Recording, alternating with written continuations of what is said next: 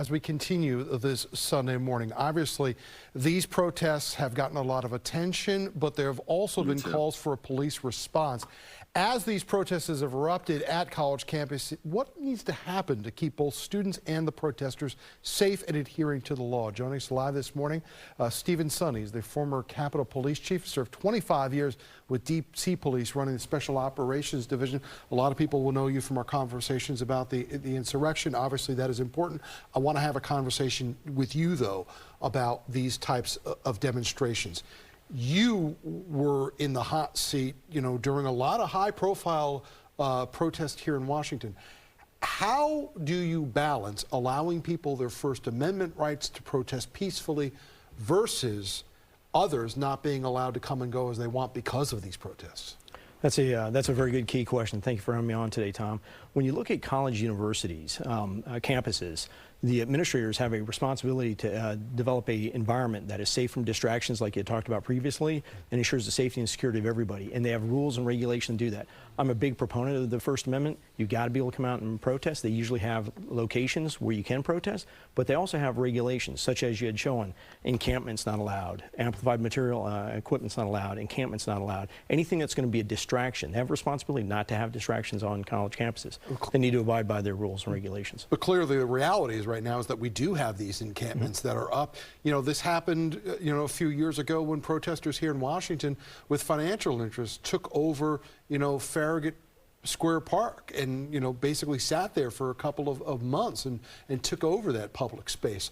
When police are called into that area, what do you try to do with them to work out a solution? Do you make contact with them? Do you talk to them? What are those conversations like? Absolutely. In McPherson Square, there's a lot of times that we go in there. You try and set up some type of negotiation with them and try and get them to peacefully move from that location. But a lot of times these people, that's not what they want. They want the confrontation, they want the publicity.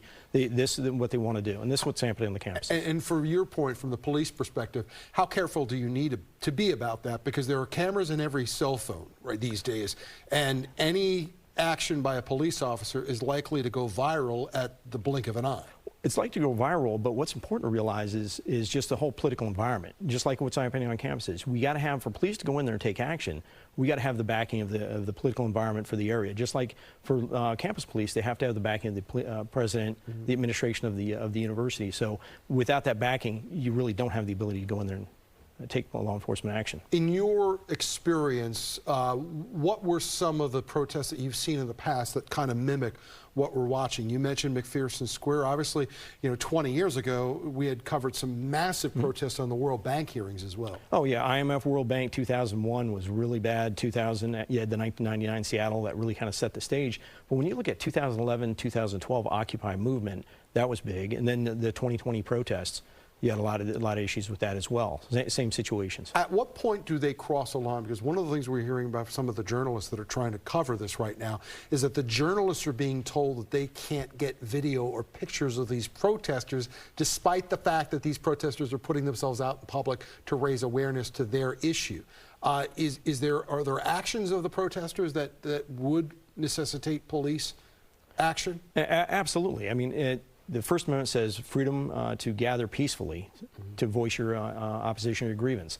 It's any time that there's violence, destruction of property, threats of intimidation, things like that. Those are violations of the law, and that requires police action. And in New Columbia, we have heard some of the organizers of that have actually threatened violence against the state of Israel and Jewish people as well, too. Absolutely. Stephen Sunny, we appreciate your time, former chief of the Capitol Police Department. Always appreciate your experience. Thank you very much, sir. All right.